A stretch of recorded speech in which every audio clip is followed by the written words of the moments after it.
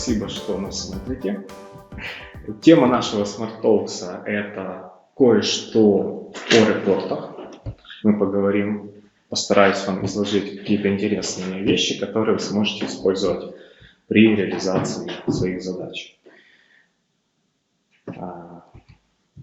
Немножко о себе. Меня зовут Сергей Дранковский, я разработчик Microsoft Dynamics 365 на Business Central. И перейдем к нашей презентации. Итак, всю информацию, которую мы хотели бы рассказать, мы разбили на два больших блока. Сегодня мы озвучим первый блок, а на следующей встрече у нас будет презентация второго блока. Разделение было как? Сегодняшняя презентация у нас будет о сборе информации в датасетах, оптимизация датасетов, немного поговорим о кэпшенах, использовании фильтров и сортировок. На следующей презентации мы уже больше рассмотрим визуальные вещи по оформлению layout.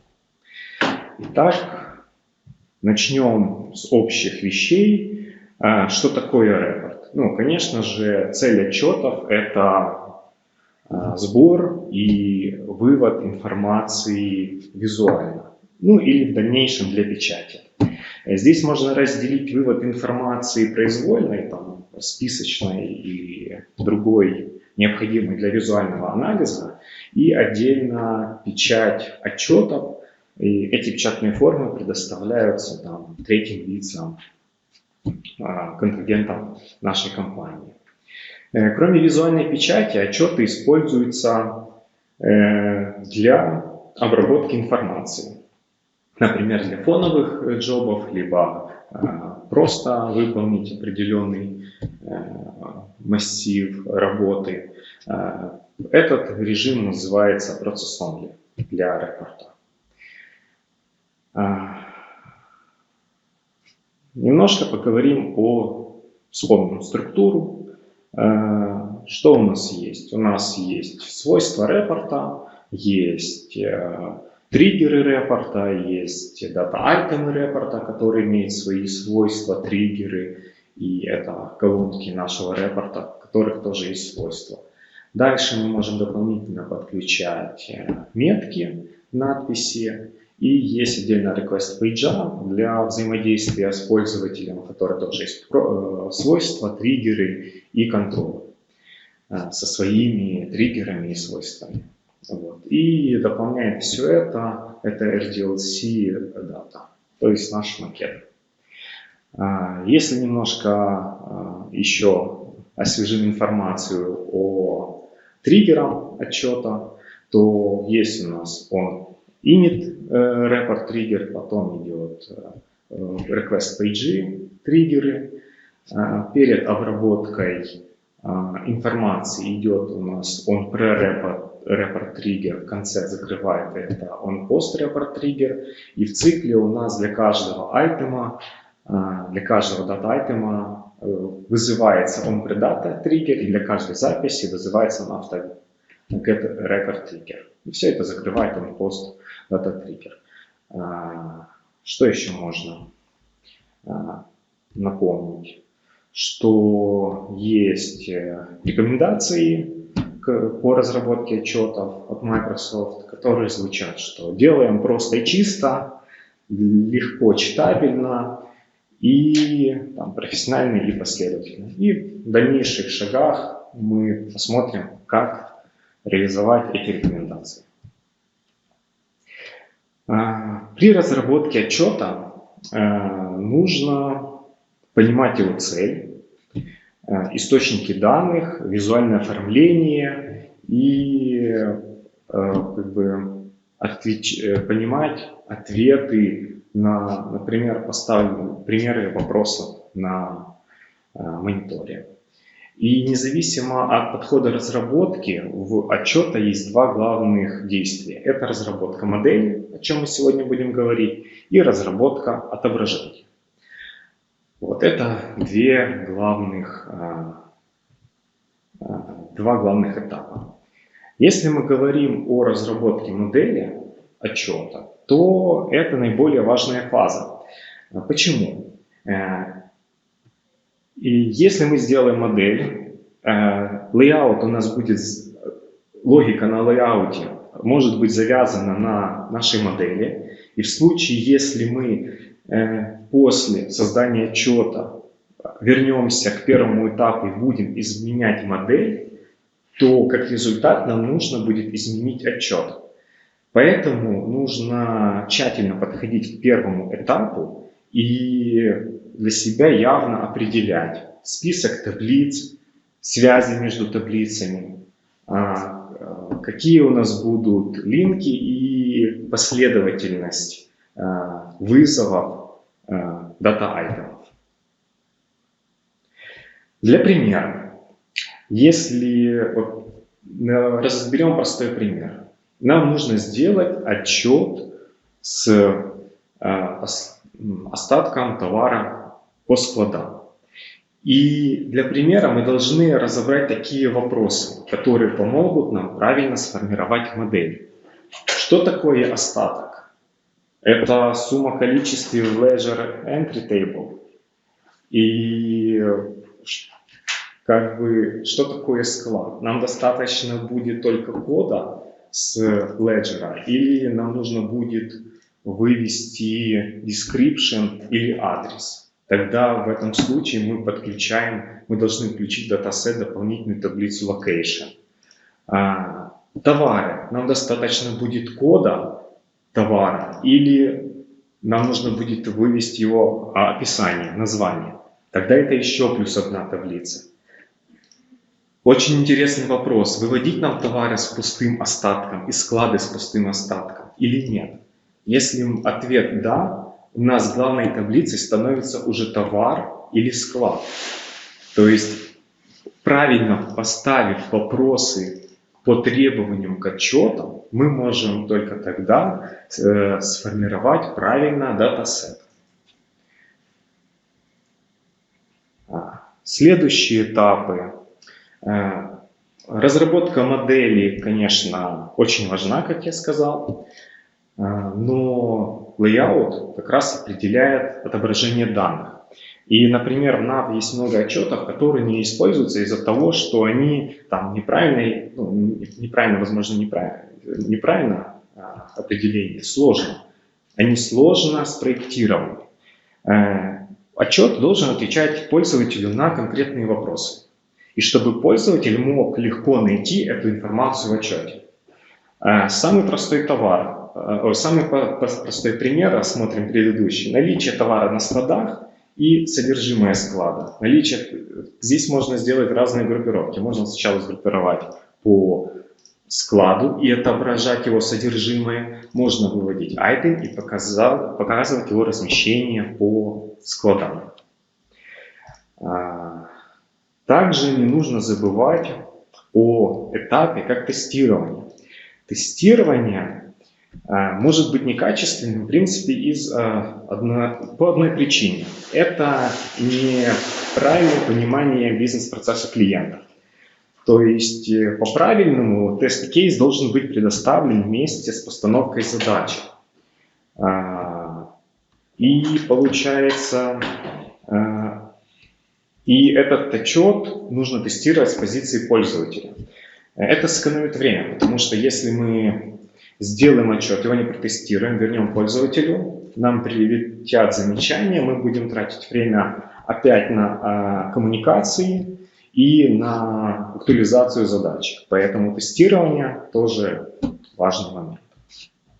Сейчас мы немного общую информацию пройдем, и дальше будет немного интереснее.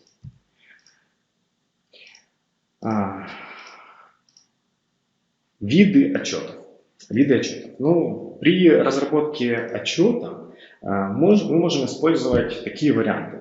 Во-первых, это использовать RDLC макеты. Это самый гибкий вариант. Он позволяет закладывать логику прорисовки отчета.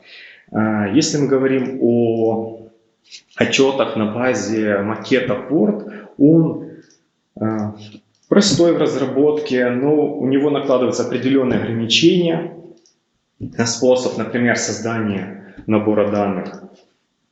И дополнительно хотел бы отметить это only process репорты, которые формируют Excel отчеты. Например, это с помощью Excel буфера, когда мы полностью рисуем структуру отчета из Navision, и Excel Report Builder Manager, когда мы используем темплейты.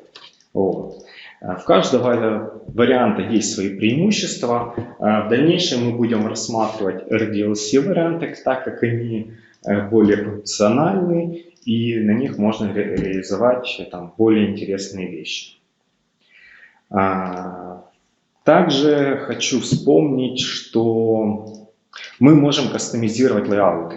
То есть, если мы разрабатываем на каком-то, например, RDLC отчет или на темплейтах вордовских, то с помощью таблицы 9650 Report Layout мы можем внутри системы кастомизировать ранее разработанные отчеты.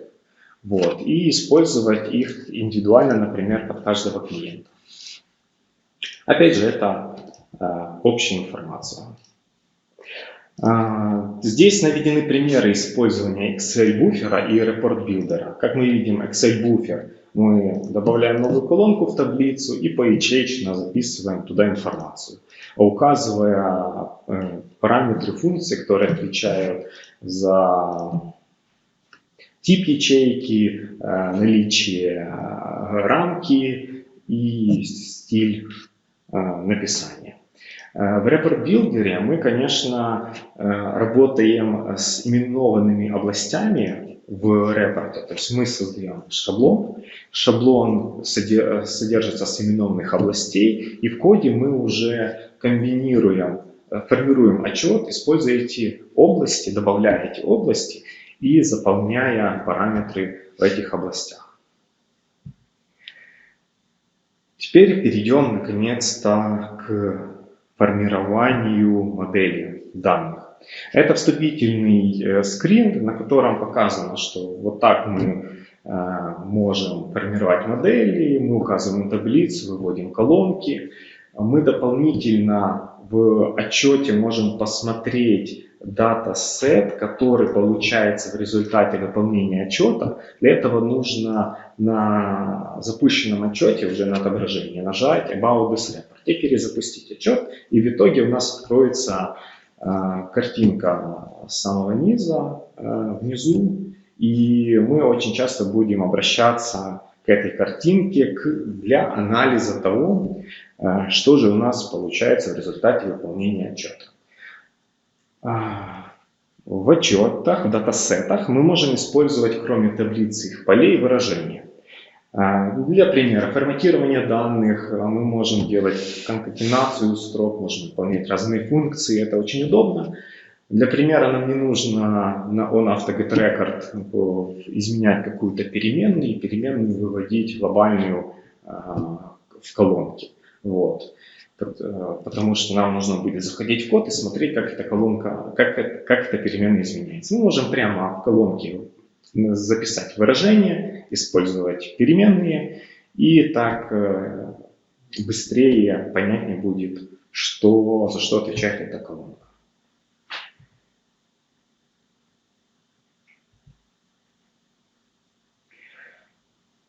Кэпшены. Сейчас рассмотрим примеры нескольких вариантов выводов надписей в отчет. Надписи используются постоянно в отчетах, и их использование есть определенные особенности. Например, первый вариант реализации надписи происходит путем проставления признака в колонке Include Caption. Это мы можем принимать к полям, которые выводят колонки таблицы. Эта галочка автоматически в датасете, в параметрах пропишет синоним, который мы используем в данной таблице. Очень удобно. Второй вариант. Мы на изображениях это Field Caption Description. Вторым вариантом мы явно создали отдельную колонку, которой прописали field caption description. Третьим вариантом есть это использование labels в репорте. Мы создаем отдельную надпись и в кэпшенах на мультиязыках указываем название для нужных нас языках. Используем эти все три варианта на нашем отчете. Я сделал простой RDLC-шный отчетик. У нас есть три колонки, и в каждой из колонок я указал нашу надпись. Как мы видим, третий вариант. Первый вариант это с использованием свойства колонки. У нас в параметрах появляется автоматически noItemCaption. Также мы видим, что наши labels тоже попали в параметры. Что мы можем сказать о field caption? У нас эта надпись доступна в датасете, и мы указываем значение из датасета. Заранее отчетик, как бы все работает. Третья колоночка. У нас не написано «но», а не номер, потому что у меня там выставлен только английский синоним, то есть русского языка я не указываю. Теперь,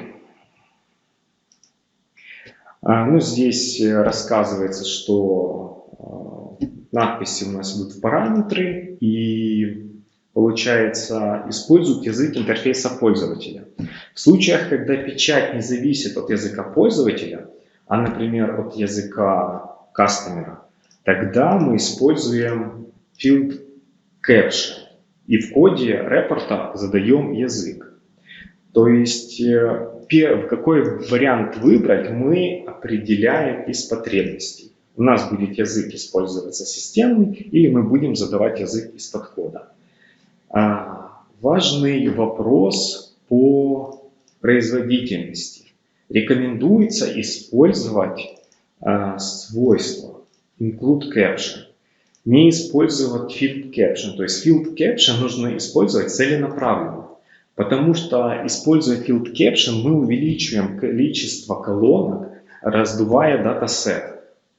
И причем в датасете если будет несколько строк, все эти строки будут заполнены информацией.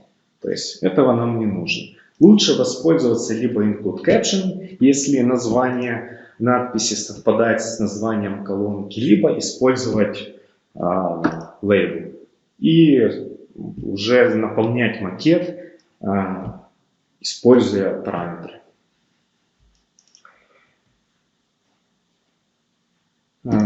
Вернемся к нашим датасетам. Рассмотрим пример. Простой репорт. Два дата-айтема указаны на одном уровне. Когда мы указываем два айтема на одном уровне, вот ниже прорисован результат, то это получается аналог Union в SQL запросе, только у нас нету пересекающихся полей. То есть все поля с другого источника у нас прописываются нулами. И как мы видим, у нас с первого датасета, с первого дата-айтема у нас заполнилось первые две колонки, все остальное нулы. В последних записях у нас наоборот, первые колонки пустые, третья, четвертая заполнена. Это объясняется тем, что выполнение отчета происходит постепенно, по порядку указания дата-айтема. Но при этом заполняются все колонки, которые есть в отчете. То есть все строки в отчете это колонки. И когда мы проходим первый дата-айтем, у нас заполняется только две колонки, а все остальные у нас нулы.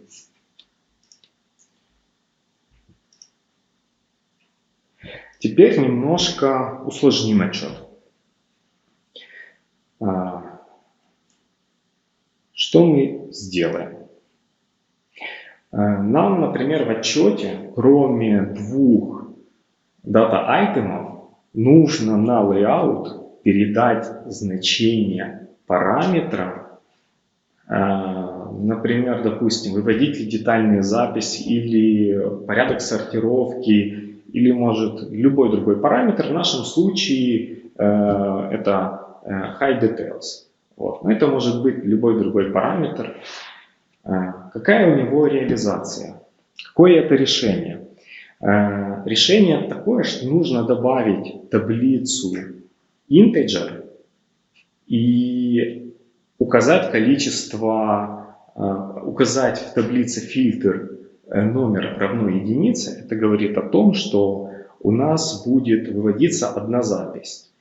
И таким образом, если мы сделаем реализацию таким подходом, то наш параметр будет доступен функцией на layout last из значения нашей колонки.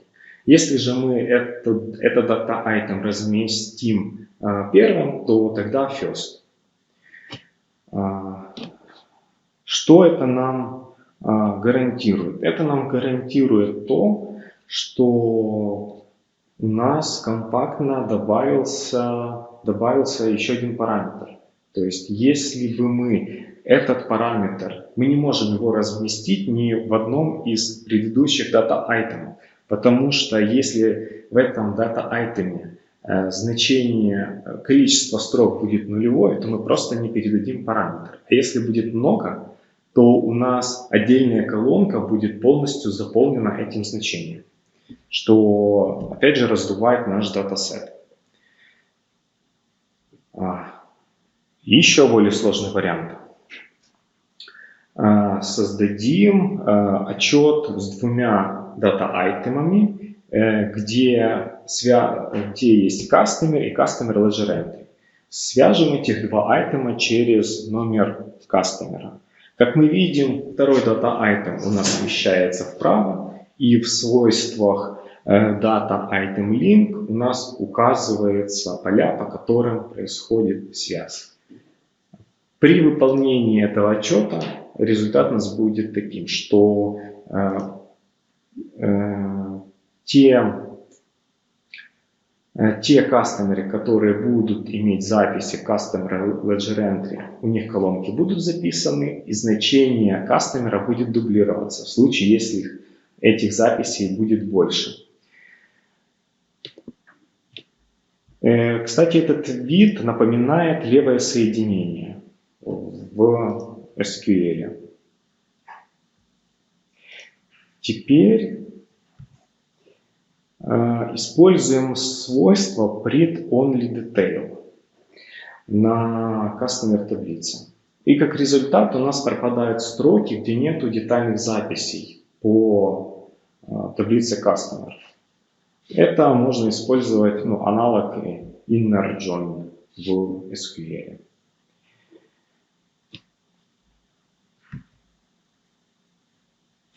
Фильтрация и сортировка. Фильтрация и сортировка очень важный момент в построении отчета, потому что на этих двух функциях завязано очень много логики по отображению информации. Здесь может только возникнуть вопрос, где нам применять сортировку и фильтрацию, так как у нас сортировать и фильтровать возможность есть как на уровне датасета, так и на уровне лейаута.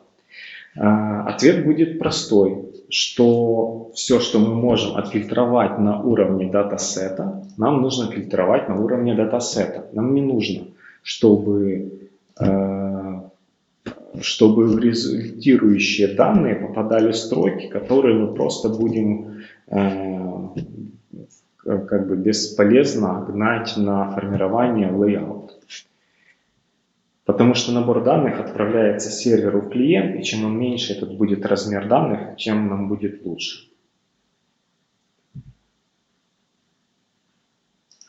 Рассмотрим пример, когда у нас есть простой отчет. В этом отчете мы с помощью integer таблицы в отчет добавили информацию о организации.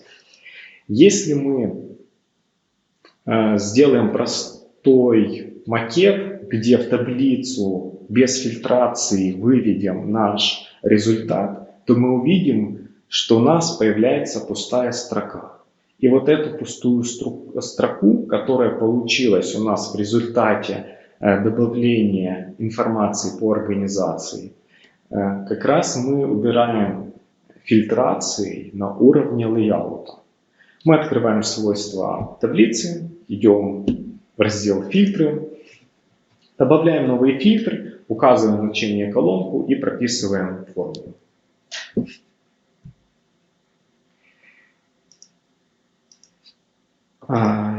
Если мы применяем сортировку в макете, то тогда нет смысла предоставлять пользователю возможность сортировать на странице запроса с помощью кнопки «Сортировка на request page». Потому что все равно эта сортировка будет переопределена на уровне layout. В таком случае лучше удалить кнопку сортировки со страницы запроса, выбрав ключ Data Item Table View. Иначе мы будем путать пользователя. Это, конечно же. Сейчас на скрине показана интерактивная сортировка, которую можно включить на таблице. Как бы отчет становится более интерактивным. То, что он немного тяжелее для системы становится, об этом мы поговорим немножко позже. Но в целом мы можем дать пользователю возможность сортировать отчет уже после вывода его на экран.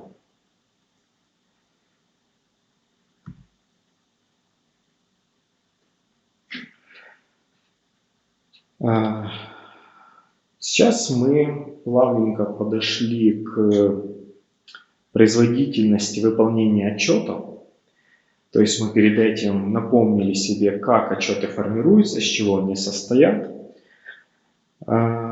Сейчас мы немножко поговорим о приемах, которые можно и нужно применять для того, чтобы отчеты выполнялись быстрее. Здесь наведены рекомендации, которые можно использовать при разработке отчетов. Ну, например, самые простые – это удалять ненужные колонки, фильтровать ненужные строки, о чем мы с вами говорили ранее. Там использовать фоновые задания для выполнения каких-то отчетов регулярных, например. Один из примеров – это формирование проводок сделать фоновым заданием, когда все пользователи вышли из системы. И сейчас детальнее мы поговорим уже на следующих слайдах о примерах. Первое, о чем мы уже упоминали, это надписи. Нужно максимально использовать include caption свойства. И field caption использовать только по необходимости. Об этом мы уже с вами говорили. Далее рекомендация идет, если поле не нужно переводить, то не нужно ставить галочку include caption или для него делать название на всякий случай. Вот. Стараемся лишнюю информацию не добавлять в отчет. То есть по умолчанию, например, include caption может быть включен для всех полей. Это может отрицательно сыграть, поэтому оставляем эту галочку только там, где нужно. Следующая рекомендация. Получается, когда вы работаете с отчетом, то обращайте внимание на поля field caption и переводите эти колонки в параметры. Потому что field caption, где там не нужно это специально, будет раздувать наш датасет. Это такие рекомендации по работе с кэпшенами. И вот здесь у нас есть примерчик, когда у нас текст добавлен в data item, то есть название колонок у нас добавлены как поля в главный data item. И эти названия определены как текстовые константы. Что мы в итоге получим, если у нас будет такой подход к разработке отчета? Мы получим, что во всех строках главного data item у нас будут заполнены везде эти названия. И мы, конечно, получим эти названия с помощью find first, find last. Но в данном случае find first лучше использовать, так как это первый главный data item. Но это неправильно. И название с data item нужно выводить отдельно. И оптимизация может быть такая, что название выносим в метки, либо используем include caption, либо же мы название переносим в таблицу integer.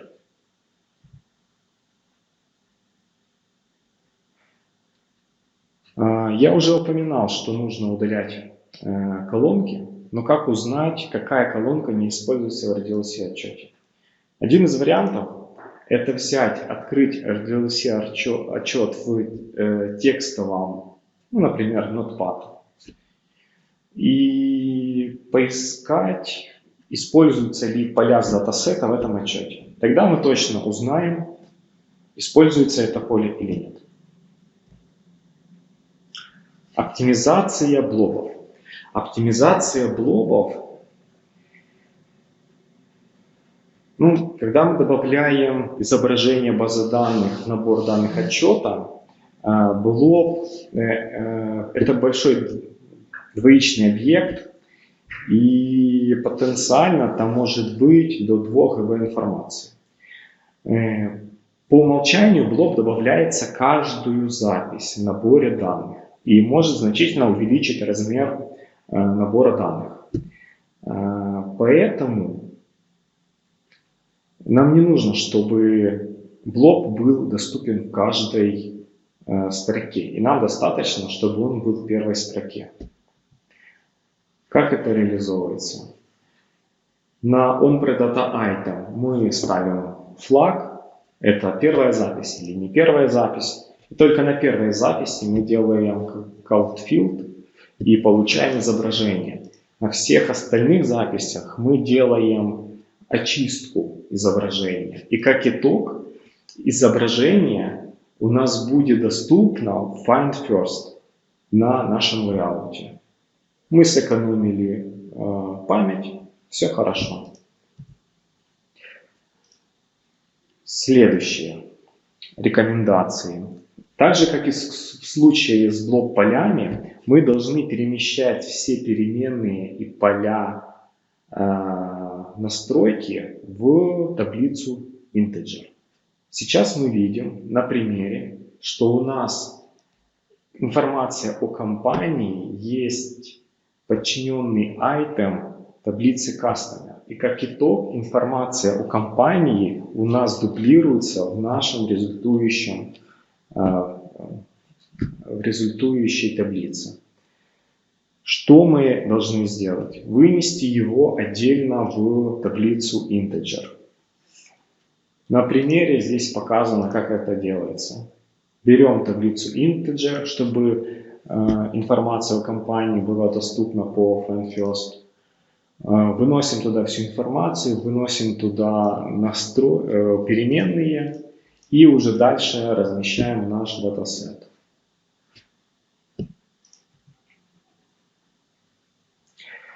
Так.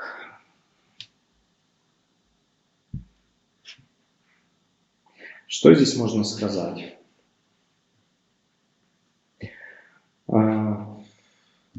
Нужно удалять ненужные строки. Здесь рекомендации звучат просто. Нам нужно сделать результирующую нашу таблицу максимально меньшего размера. И для этого мы можем использовать фильтры на датасете и также экспериментировать с комбинацией дата-айтемов. Мы можем изменять порядок, мы можем изменять иерархию, смотреть промежуточный результат и выбирать более оптимальный набор данных.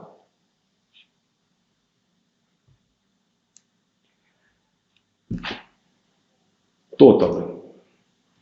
Также можно проводить оптимизацию в направлении расчетов тоталов. Для примера мы можем использовать темпловую таблицу. В данном случае это Report Totals Buffer, которая специально под это заточена.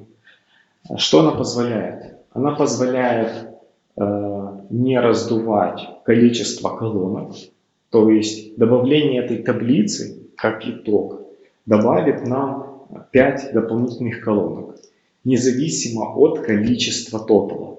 Если бы мы в таблице integer выводили все тоталы отдельными колонками в data item, то это была бы отдельная колонка в нашей результирующей таблице.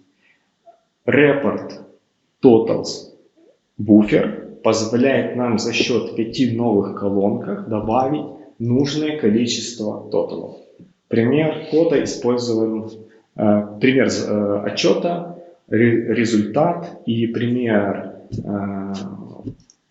программного кода наведен на этом скрине. Форматирование чисел. По умолчанию, когда мы в репорте выводим decimal число, автоматически добавляется колонка, формат этой колонки. Как итог, датасет опять у нас разрастается. Какое есть решение? Использовать формат в датасете и число конвертировать в текст. Мы тогда уменьшим количество колонок в нашей результирующей таблице вдвое, если у нас все было decimal. Но нужно будет тогда в лейауте применять функцию конвертации из текста в число. Параметры форматирования в этом случае мы можем применять нескольких вариантов. Первое. Мы можем задать формат явно в ячейке. Это первый вариант, потому что, как мы видим, после конвертации в текст и без параметров у нас разная точность, например, на скрине. Поэтому первое решение – это задать формат явно. Второй вариант – это, опять же, через таблицу integer передать формат, который мы будем использовать. И уже через формулу задать формат. Это второй вариант.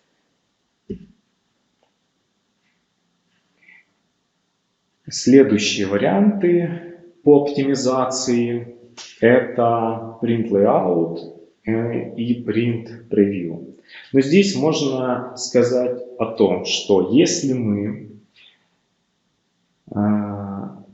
мы запускаем отчет в интерактивном режиме, у нас идет больше расход системных ресурсов на работу с ним. И это нужно учитывать. Здесь этого комментария будет достаточно.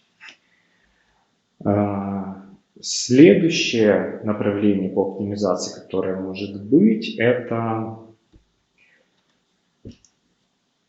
Big Data Set. Он говорит о том, что у нас на лейауте есть элементы, в которых мы прописываем какую-то логику. И на больших датасетах эта логика тоже может сыграть свою роль. Поэтому тоже это учитываем.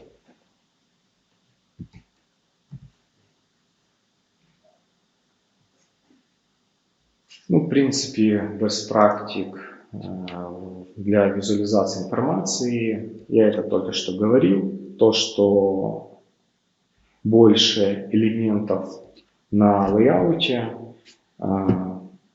с логикой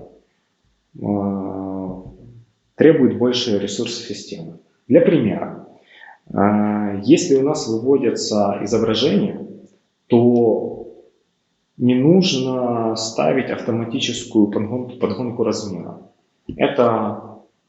Размер должен быть фиксирован, потому что автоматически подогнать размер берет чуть больше ресурсов. Дальше, разные интерактивные штуки, о чем я говорил ранее. Это сортировка таблицы, например, группировки, которые раскрываются динамически. Это тоже дополнительный ресурс. Диаграммы. Если у вас есть круговая диаграмма, то рекомендуется выводить там не больше 6 сегментов, например. Если у вас на графике много точек, не прорисовывайте их. Или много названий. Тоже делайте лимит. Потому что это все повлияет на скорость выполнения отчета.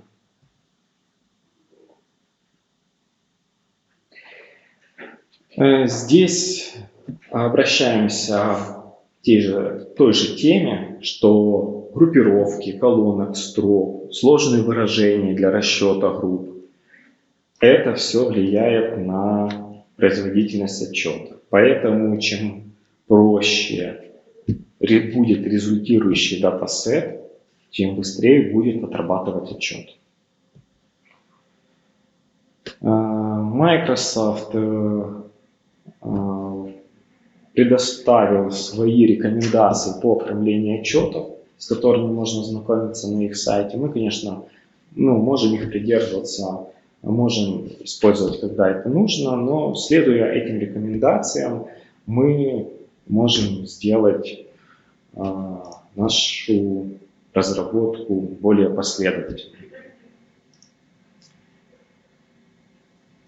Следующий способ оптимизации – это использовать временные таблицы. Первый способ мы уже с вами рассматривали. Это на примере report Total Builder, буфера мы накапливаем итоги и тем самым не раздуваем вширь нашу результирующую таблицу. Вторым вариантом использования буферной таблицы есть это накапливание данных в ходе выполнения отчета на предыдущих дата-айтемах с последующим извлечением информации через integer-таблицу. Здесь наведен пример кода, когда мы на onAfter-getRecord item ledger entry заполняем буферную таблицу необходимой информацией, и там могут, например, по определенным, определяя свои ключи, например, в разрезе каких показателей мы будем накапливать информацию. Потом мы эту буферную таблицу вызываем на integer таблицы. И таким образом, накопив данные на предыдущих этапах, мы уже в нужном формате с нужной группировкой выводим эту информацию в отчет. Следующий этап по оптимизации отчета – это использование запросов. По запросам есть отдельная тема, можно ее посмотреть. Я просто навел пример, какие функциональные возможности есть в запросах в Navision. Конечно же, цель запроса в Navision – это разом отобрать информацию с разных таблиц. И каким образом мы можем применить запросы в репортах? Потому что напрямую репорты могут, как источники данных, принимать только таблицы и переменные выражения. То есть принцип такой, что мы, например, создаем репорт, Создаем query. Первый этап, конечно, создаем query. Выше показан пример query, и ниже результат выполнения. Второй этап. Мы в отчете создаем переменную данного типа. При необходимости выводим на request пейджу в данном случае количество записей, которые мы будем просматривать. То есть этот репорт настроен на топ n значений по кастомерам, например. И следующим этапом мы, получается, через таблицу integer выводим всю информацию. Первая таблица integer. Количество итераций соответствует количеству записей, которые мы хотим получить с query. А вторая таблица integer формирует шапку для нашей таблицы. Как это выглядит? On pre-data item мы устанавливаем фильтр по integer таблице, и внутри в цикле мы считываем и заполняем нашу результирующую таблицу.